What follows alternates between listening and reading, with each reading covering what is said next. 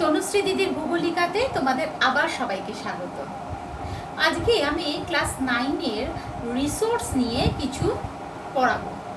Class 9-এর সম্পদ বা resource শুধু ক্লাস 9-এ না, বিভিন্ন ক্লাসেও অনেক সময় ইনক্লুড হয়, আইসিএসসি, সিবিএসসি। তো রিসোর্সের যে বেসিক কনসেপ্ট সেটা আমি আজকে পড়াবো। রিসোর্স মানে কি? সম্পদ। সম্পদ কি? সোনা গয়না, টাকা পয়সা, জমি বাড়ি, এগুলো সম্পদ। আচ্ছা, জমি ধরো একটা জমি, গ্রামের দিকে বেড়াতে যাচ্ছ, একটা জমি এমনি পড়ে রয়েছে, সেটা কি সম্পদ? না। যে জমি উৎপাদনের সাথে যুক্ত না, অর্থাৎ তোমাকে কোনো কাজ দিচ্ছে না, সেটা তোমার সম্পদ নয়। তাহলে সম্পদ মানেই যে জমি বাড়ি টাকা পয়সা গয়না, সেটা কিন্তু না। তাহলে সম্পদ জিনিসটা কি? সম্পদ কি একটা কোনো বস্তু? তাই যদি হয় তাহলে যা বস্তু মানে কি, আমরা যেসব জিনিসকে আমরা স্পর্শ করতে পারি সেটাই বস্তু। তাহলে এটা যদি তাই হয়, তাহলে এই যে আমরা যে নিঃশ্বাস নিচ্ছি অক্সিজেন, সেটা তো আমরা স্পর্শ করতে পারছি না, তাহলে সেটা আমাদের সম্পদ নয়। তাহলে মানুষের মধ্যে যে জ্ঞান, যে বুদ্ধি, যে বিচক্ষণতা, সেটা আমাদের সম্পদ নয় কি? আজকে যদি বিচক্ষণতা না থাকতো, আমরা করোনা ভাইরাসকে কিছুটা হলেও তো ঠেকাতে পেরেছি, সেটা কি পারতাম না। তাহলে মানুষের যে জ্ঞান বুদ্ধি বিচক্ষণতা, সেটাও কিন্তু সম্পদ। আবার মানুষ নিজেও সম্পদ। কেন? এই যে আমি তোমাদের পড়াচ্ছি, আমার পড়ানো যদি তোমাদের একটু ভালো লাগে, তোমরা যদি একটু বুঝতে পারো, তাহলে আমার এই পড়ানোটাই তোমাদের কাছে সম্পদ। একটা কঠিন থিওরি আমি যদি সহজ করে বুঝিয়ে দিই, তাহলে তোমাদের মনে হবে বারবার বুঝে এটা ঠিক বুঝে নিতে। তাহলে তোমাদের যদি কনসেপ্টটা ক্লিয়ার করতে পারি, তাহলে আমি যে তোমাদের পড়াচ্ছি সেটাও তো একটা সম্পদ। অসুখ হলে তো ডাক্তারের কাছে যাও, ডাক্তার কি হাতে ওষুধটা ধরিয়ে দেয় না, তিনি ডায়াগনোসিস করে কি ওষুধ লাগবে সেটা লিখে দেন, ওষুধ দেন না। তাহলে ওনার যে ডায়াগনোসিসটা, যে তোমার কি রোগ হয়েছে এবং তার জন্য কি ওষুধ লাগবে, তার যে সেই জ্ঞান, সেই শিক্ষা, সেই বিচক্ষণতা, সেটাও কিন্তু সম্পদ, তাই তো? তাহলে এবার আমরা আসছি যে সম্পদটা কি। আচ্ছা, ধরো এই ইউজ অ্যান্ড থ্রো পেন, ধরো এই পেনে আমার যতক্ষণ কালি ছিল, ইউজ অ্যান্ড থ্রো পেনগুলো আমার কালি আছে, তাহলে এটা আমি কি খুব যত্ন করে রাখবো, কারণ এটা আমার কাছে তখন সম্পদ, আমার কাজে লাগছে। কিন্তু ইউজ অ্যান্ড থ্রো পেনগুলোতে যখন কালি থাকে না, আমরা কি করি? ফেলে দিই। কেন? কারণ এটা আমার কাজে লাগছে না। তার মানে পেনটা সম্পদ নয়, পেনের যে কাজ হচ্ছে সেটাই সম্পদ। পেনটা সম্পদ নয়, পেনের কাজটাই সম্পদ।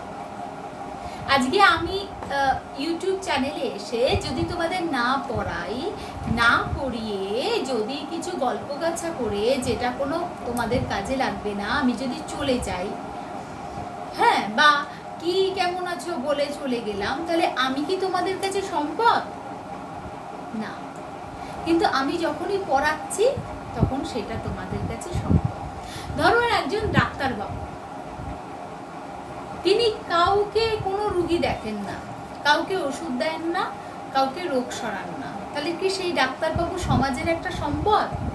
না। সেই ডাক্তারবাবু যখন তার কাজটা ঠিক মতো করবে, তখন সেটা আমার কাছে সম্পদ।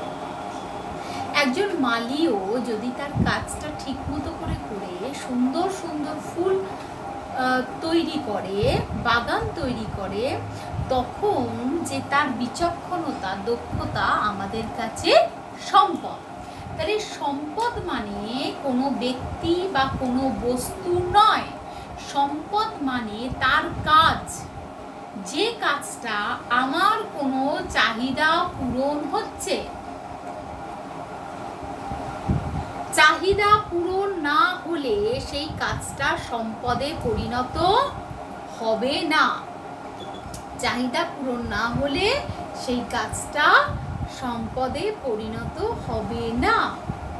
ধরো তোমার বাড়ি রং করা আছে, একজন মিস্ত্রি এসে আরো ভালো করে রং করে দেবে, তাহলে কি সেটা তোমার কাছে সম্পদ? তুমি কি তাকে টাকা পয়সা দেবে? না, আমার বাড়িতে রং করা, তাই না? তাহলে তোমার কোনো কাজ করে দেবে, কোনো চাহিদা অনুযায়ী যদি কোনো কাজ তোমার কাজে লাগে, তখন সেই ব্যক্তি বা বস্তুর কাজটাই তোমার কাছে সম্পদ। তাহলে এই যে সম্পদের ধারণাটা প্রথম দেন অধ্যাপক জিমারম্যান তার কনসেপ্ট অফ রিসোর্স একটা বই লিখেছিলেন, সেখান থেকেই আমরা সম্পদের ধারণাটা পাই। বোঝা গেছে? তাহলে কোথা থেকে আমরা সম্পদের ধারণাটা পাচ্ছি? এবার উনি যে বইটা লিখেছেন সেই বইতে এক কথায় লেখা আছে সম্পদ কি না কোনো ব্যক্তি বা বস্তুর কার্যকারিতা, মানে সে কি কাজ করছে সেটাই তার সম্পদ। Concept clear? নেক্সট আসছি যে বাধা কি। কোনো বস্তুকে সম্পদে পরিণত করতে যা যা বাধা আসে সেটা হচ্ছে তার প্রতিরোধ। ঠিক আছে? ধরো তুমি একটা সুন্দর রান্না করতে রান্না করতে যাচ্ছ, তাহলে এই রান্নাটা যদি সবার পেট ভরে তাহলে সেই রান্নাটা সম্পদ হবে, তাই তো? তাহলে ওইটা করতে গিয়ে দেখা গেল যে তোমার কোনো একটা অসুবিধা হয়েছে, নুন তেল ঝাল কিছু একটা অসুবিধা হচ্ছে, যার জন্য কেউ খাচ্ছে না, তাই তো? তাহলে তুমি একটা বাধা পেলে, সেটাই হচ্ছে তোমার প্রতিরোধ। তাহলে এই পৃথিবীতে কিছু ব্যক্তি বস্তু আছে যারা সম্পদ তৈরি করে, আবার কিছু ব্যক্তি বস্তু আছে যারা সম্পদকে বাধা দেয়। তাহলে যেটা সম্পদকে আমাদের বাধা দেবে সেটাই হচ্ছে তার প্রতিরোধ। সেটাই কি? তার প্রতিরোধ। এবার হচ্ছে নিরপেক্ষ বস্তু কি? নিরপেক্ষ বস্তুর ইংলিশটা হচ্ছে তোমার, নিরপেক্ষ বস্তুর ইংরেজিটা হলো তোমার ট্রান্সফর্ম থিং। তাহলে ট্রান্সফর্ম থিংটা কি? একটা হলো রিসোর্স বা সম্পদ, একটা হলো প্রতিরোধ বা অবস্টাকল, যেটা আমাকে সম্পদ সৃষ্টি করতে বাধা দিচ্ছে। নেক্সট হচ্ছে এমন কিছু জিনিস আছে যেটা আমাকে বাধা দিচ্ছে না, কিন্তু সেটা আবার সম্পদও হচ্ছে না, আবার তার যখন কার্যকারিতা জানা যাবে সেটা সম্পদে পরিণত হতেও পারে। যেমন দেখো ধানের তুষ, আগে ধানের তুষ জ্বালানিতে জ্বালিয়ে দেওয়া হতো, কোনো কাজে লাগতো না, এখন সেই ধানের তুষ দিয়েই তৈরি হচ্ছে রাইস ব্র্যান অয়েল। তাহলে প্রথমে ওটা কি ছিল? ট্রান্সফর্ম থিং, তাই তো? এখন সেটা কিসে পরিণত হচ্ছে? রিসোর্সে। তাহলে এইটুকুনি বুঝতে পেরেছ। প্রথম কনসেপ্ট হচ্ছে রিসোর্স কি, দ্বিতীয় হচ্ছে অবস্টাকল কি বা প্রতিরোধ কি, তৃতীয় হচ্ছে আমাদের নিরপেক্ষ বস্তু বা ট্রান্সফর্ম থিংগুলো কি কি। আরও আছে ট্রান্সফর্ম থিং এর উদাহরণ, যেরকম ধরো একটা পতিত জমি খালি পড়ে রয়েছে, তাহলে সেটা কি? সেটা তো কিছু কাউকে বাধা দিচ্ছে না, আবার সেটা নিজেও সম্পদ নয়, কিন্তু সেখানে যদি আমি এক্ষুনি কলা গাছ বসিয়ে দিই, প্রচুর কলা গাছের চাষ হবে, তাহলে সেটা কিসে পরিণত হবে? সম্পদে পরিণত হবে। এবার আমি আসছি সম্পদের কি কি বৈশিষ্ট্য থাকতে হবে। প্রথম হচ্ছে কার্যকারিতা থাকতে হবে, অর্থাৎ সে কোনো না কোনো কাজ করবে। তাহলে সম্পদ কি করবে? কোনো না কোনো কাজ বা ফাংশন করবে, তাই তো? কাজ না করলে তাকে আমরা সম্পদ বলবো না। এই পেনটা যতক্ষণ কাজে লাগছে সম্পদ, তারপরে সম্পদ নয়। এই আমার ইয়ারফোনটা যতক্ষণ সেটা ভালো আছে, আমার কাজে লাগছে, ততক্ষণ আমি যত্ন করে রাখবো, এটা আমার সম্পদ। যেই ইয়ারফোনটা খারাপ হয়ে গেল তখন আর সেটা আমাদের সম্পদ নয়। ঠিক আছে, তাহলে একটা কার্যকারিতা থাকবে, গ্রহণযোগ্যতা থাকবে। ধরো একটা খুব হেভি কম্পিউটার, খুব উচ্চমানের কম্পিউটার বা কোনো উচ্চমানের মেশিন, জিওগ্রাফিক্যাল কোনো মেশিন আমাকে দেয়া হলো যেটা আমি চালাতে পারি না, ঠিক আছে, তাহলে সেটা আমার কাছে সম্পদ না, সেটা আমার বাড়িতে একটা জায়গায় পড়েই থাকবে, পড়েই থাকবে, পড়েই থাকবে, পড়েই থাকবে, থেকে থেকে নষ্ট হয়ে যাবে। কেন? কারণ আমার কাছে সেই গ্রহণযোগ্যতা নেই, সেটা আমি জানি না, তাই তো? যেরকম ধরো কোনো একজন মানুষ, ধরো একটা বাচ্চার কাছে আমি একটা স্টেথোস্কোপ দিয়ে দিলাম, তাহলে সেটা তার কাছে সম্পদ হবে না, কারণ তার সেটা গ্রহণযোগ্যতা নেই। তার কাছে যদি একটা খেলনা দেয় সেটা তার কাছে সম্পদ, সেটা সে কাউকে দেবে না, কারণ সেটা তার কাছে একটা সম্পদ, কারণ তার কাছে সেটা গ্রহণযোগ্যতা আছে, স্টেথোস্কোপে নেই। তাহলে বুঝতে পেরেছো গ্রহণযোগ্যতা। নেক্সট হচ্ছে কার্যকারিতা, হলো গ্রহণযোগ্যতা, হলো পরিবেশ বান্ধবতা। সম্পদ এমন হবে না যে পরিবেশকে দূষিত করে ফেলবে, তাহলে সেই সম্পদকে কেউ চাইবে না। যেরকম আগেকার দিনে যে উনুনে রান্না হতো, চারিদিকে ধোঁয়া ধোঁয়া ধোঁয়া ধোঁয়া, পলিউশন পলিউশন ভরে গেল, এখন আর সেই ধোঁয়া যদি কেউ রাস্তায় জ্বালায়, এই বাড়ির লোক এসে বলবে দাদা একটু আপনার উনুনটা ওইদিকে করে নিন, ওইখানকার লোক বেরবে আপনার উনুনটা এদিকে করে নিন, তাই তো? তাহলে পরিবেশ যদি বান্ধব না হয়, সেটাকে তুমি ভালোভাবে ইউজ করতে পারবে না, সেটা সম্পদে পরিণত হবে না, না, ঠিক আছে। নেক্সট হচ্ছে প্রয়োগযোগ্যতা। আমি যেটাকে প্রয়োগ করতে পারবো সেটাই আমার কাছে সম্পদ। আমি যদি প্রয়োগ না করতে পারি সেটা আমার কাছে সম্পদ না, তাই তো?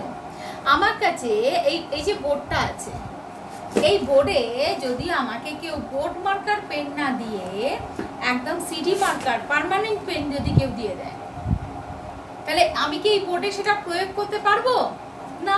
তাহলে এই বোর্ডের সাপেক্ষে এই পেনটা হতে পারে একটা সম্পদ, কারণ সেটা মোছা যায়, কিন্তু একটা যদি পার্মানেন্ট কালির পেন হয় সেটা তার কাছে সম্পদ নয়। অর্থাৎ সম্পদ কালির পেন আর বোর্ড মার্কার পেন, তাহলে সেটা তার কাছে সম্পদ না, তাহলে তার প্রয়োগযোগ্যতা থাকতে হবে, সীমাবদ্ধতা থাকবে, প্রত্যেকটা সম্পদের একটা লাস্ট থাকবে যে তারপরে সেটাকে ইউজ করা যায় না। যেরকম যে আমি কাঠের জিনিস দিয়ে আসবাবপত্র তৈরি করতে পারি, বাড়ি বানাতে পারি, জ্বালানির কাজে লাগাতে পারি, হ্যাঁ, বিভিন্ন সাজানোর কাজে লাগাতে পারি, আমি ড্রেসিংয়ের কাজে লাগাতে পারি, কিন্তু নিশ্চয়ই আমি কাঠকে খাবার কাজে লাগাতে পারবো না। প্রত্যেকটা সম্পদের একটা সীমাবদ্ধতা থাকবে। নেক্সট হচ্ছে অর্থনৈতিক উন্নয়ন। সম্পদ যত বেশি হবে যে দেশের, সেই দেশ অর্থনৈতিক দিক থেকে তত মজবুত হবে, আর যেই দেশের অর্থনৈতিক উন্নয়ন কম থাকবে, তার মানে বুঝতে হবে সেই দেশের হয় সম্পদটা কম আছে, অর্থাৎ তারা সম্পদটাকে সম্পূর্ণ রকমভাবে ব্যবহার করতে পারছে না, যে কোনো একটা। এটা গেল সম্পদের বৈশিষ্ট্য। এবার আসি সম্পদের কার্যকারিতা তত্ত্ব। সম্পদের কার্যকারিতা তত্ত্ব কি বলছে? বলছে বস্তু প্লাস তার কার্যকারিতা। এটা কোন ক্লাসের? এই দুটো নিয়ে হচ্ছে সম্পদ। মানে একটা থিংস থাকবে, থিং, আর একটা ফাংশন। এই থিংস আর তার ফাংশন মিলিয়ে হচ্ছে রিসোর্স। যে কোনো একটা থাকলে হবে না, একটা কোনো জিনিস থাকতে হবে এবং তার কাজ থাকতে হবে, দুটো মিলিয়ে হচ্ছে সম্পদ, যেটা বলেছেন অধ্যাপক জিমারম্যানের তত্ত্ব। নেক্সট আসছি সম্পদের প্রধান তিনটি উপাদান কি কি। একটা হচ্ছে প্রকৃতি, কারণ প্রকৃতি হচ্ছে আমাদের মূল আধার, প্রকৃতি আমাদের সব কিছু তুলে দেয়। প্রকৃতি আমাদের জল দিচ্ছে, প্রকৃতি আমাদের বায়ু দিচ্ছে, নিঃশ্বাস নেওয়ার অক্সিজেন দিচ্ছে, প্রকৃতি আমাদের মাটি দিচ্ছে চাষ করার, প্রকৃতি থেকে আমরা কাঠ পাচ্ছি, প্রকৃতি থেকে ফলমূল পাচ্ছি, প্রকৃতি থেকে বৃষ্টি পাচ্ছি, প্রকৃতি সব। প্রকৃতি হচ্ছে একটা আধার সম্পদের। এই একটা উপাদান। নেক্সট উপাদান হচ্ছে মানুষ। মানুষ নিজেই সম্পদ। মানুষ এখানে দুভাবে ইউজ হচ্ছে। একটা হচ্ছে মানুষ নিজে সম্পদ হিসেবে কাজ করছে, আর মানুষের জন্যই সম্পদ। আচ্ছা, এই যে আমরা সম্পদ হিসেবে পড়ছি, কারা পড়ছি? আমরা মানুষেরা পড়ছি। এই যে আমাদের কাজে লাগবে, কার কাজে লাগবে? পশু পাখির কাজে লাগবে না, মানুষের কাজে লাগলে তবেই সেটা সম্পদ হবে, তাই তো? মানুষ একদিকে সম্পদ তৈরি করছে, সৃষ্টিকর্তা, আবার সম্পদের ভোগকর্তা। মানুষ হচ্ছে সম্পদের সৃষ্টিকর্তা, আবার মানুষই হচ্ছে সম্পদের ভোগকর্তা। ঠিক আছে? নেক্সট হচ্ছে একটা উদাহরণ দিয়ে বলছি, যেরকম ডাক্তারবাবু, পুলিশ, আমাদের শিক্ষক শিক্ষিকা মহাশয়, তারপর হচ্ছে আমাদের যে আইনবিদরা রয়েছেন তারা, তাই তো? আমাদের মন্ত্রীরা, যে যেটা কাজ করছে, হ্যাঁ, মানে যে যেটা কাজ করে আমাদের উপকারিতা দিচ্ছে, কার্যকারিতা দিচ্ছে, সেই মানুষ বা শ্রমিক, সব থেকে বড় কথা শ্রমিক। একটা কারখানায় সবই যদি থাকে, যদি শ্রমিকই না থাকে, তাহলে সেই কারখানাটা কখনোই সম্পদে পরিণত হবে না। তাহলে আমাদের শ্রমিক বন্ধুরা, আমাদের কৃষক বন্ধুরা, ধরো জমি পড়ে রইল কিন্তু চাষ করার লোক নেই, তাহলে তুমি খেতে পাবে কি? পাবে না। তাহলে সব থেকে বড় সম্পদ কিন্তু আমাদের কৃষক বন্ধুরা, কারণ তারা আমাদের প্রধান যে নিডস, অন্ন বস্ত্র বাসস্থানে প্রথম যেটা অন্ন, যেটা আমাদের, যার জন্য আমরা বেঁচে আছি, সেটা আমাদের দিচ্ছে। তাহলে এই যে কৃষক, এই যে শ্রমিক, এই যে ডাক্তার, এই যে পুলিশ, এই যে আইনজীবী, এই যে শিক্ষক শিক্ষিকা, হ্যাঁ, ইঞ্জিনিয়ার, এই সবই হচ্ছে আমাদের সম্পদ। নেক্সট আসছে কি? সম্পদের প্রথম উপাদান হচ্ছে প্রকৃতি, দ্বিতীয় উপাদান মানুষ, তৃতীয় উপাদান হচ্ছে সংস্কৃতি। আচ্ছা, এই সংস্কৃতিটা কার? সংস্কৃতি বা কালচার। তাহলে তিনটে যে এলিমেন্ট আছে, ফার্স্ট হচ্ছে এনভায়রনমেন্ট, সেকেন্ড হচ্ছে হিউম্যান বিং, থার্ড হচ্ছে কালচার। তাহলে কালচার বা সংস্কৃতিটা কার জন্য? মানুষের জন্য। কোথা থেকে এসছে? মানুষ থেকে এসছে। কে তৈরি করছে? মানুষ নিজে তৈরি করছে। তাহলে মানুষের কি কি সম্পদ? না, মানুষের বুদ্ধি, মানুষের শিক্ষা, মানুষের প্রযুক্তি, মানুষের জ্ঞান, মানুষের দূরদৃষ্টি, এই সবই হচ্ছে সংস্কৃতির একটা অঙ্গ, যেটা কিনা সম্পদকে সৃষ্টি করতে সাহায্য করছে, তাই তো? ধরো একটা গাছটা দাঁড়িয়ে আছে, সেটা তো তোমার কাছে অক্সিজেন দিচ্ছে বলে সম্পদ আছে, কিন্তু তার তো কাঠটা সম্পদে পরিণত হচ্ছে না। কিন্তু মানুষেরা যখন কাটছে, প্রযুক্তিতে যখন সেটা কোনো ফার্নিচার তৈরি হচ্ছে, তখন সেটা তোমার কাছে সম্পদ হচ্ছে। তাহলে দেখো, তিনটে উপাদানই লাগলো। একটা আমাদের প্রকৃতিও লাগলো, যে আমাদের গাছকে দিচ্ছে, মানুষও লাগলো, যে গাছটাকে কাটছে, সেই কাঠটা যখন চেরাই করে, হ্যাঁ, মানে প্রযুক্তি বলে একটা সুন্দর ফার্নিচার হচ্ছে, তাহলে সেটার জন্য কি লাগছে? কালচার বা সংস্কৃতি, সব মিলিয়ে তৈরি হচ্ছে একটা সম্পদ। তাহলে আমি যে বেসিক কনসেপ্ট সম্পদের, সেগুলো বুঝিয়ে দিলাম। যদি ভালো লাগে একটা কমেন্টস করো, লাইক করো, শেয়ার করো। যেটা বুঝতে না পারছো অবশ্যই আমাকে ফোন করো 9432232905 নম্বরে। 8টা থেকে 9টা অবধি পশ্চিমবঙ্গের সমস্ত স্টুডেন্টের জন্য আমি ফ্রি থাকি। আর আমি কিন্তু টিউশনই করি না, সুতরাং ওই কথা বলবে না। যার যেটা সুবিধা জানাবে। কোনো যদি এক্সট্রা পড়ানোর ইচ্ছা হয় সেটা বলবে, তোমার ক্লাস দিয়ে কি তুমি জানতে চাও সেটা বলবে। আমি চাই আমার এই ভিডিও গ্রামে গ্রামে, শহরে শহরে, পশ্চিমবঙ্গের কোনায় কোনায় পৌঁছে যাক, যাতে সমস্ত স্টুডেন্টদের আমি হাত ধরতে পারি। কেউ যদি কোনো কারণে ক্লাস মিস করে থাকে, কেউ যদি পড়া ভালো বুঝতে না পারে, কারোর যদি ভূগোলটা দুর্বল লাগে, কারোর যদি ভূগোলটা খুব ভয়ের লাগে, আমি তাদের জন্যই আছি, সোজাভাবে বুঝিয়ে দেওয়ার জন্য। তনুশ্রী দিদির ভূগোলিকা ক্লাস তোমাদের যদি ভালো লাগে, অবশ্যই সাবস্ক্রাইব করে সবাইকে জানিয়ে দাও যে এরকম একটা ক্লাস হচ্ছে। আমি চাই তোমাদের সবাইকে সাহায্য করতে। নমস্কার।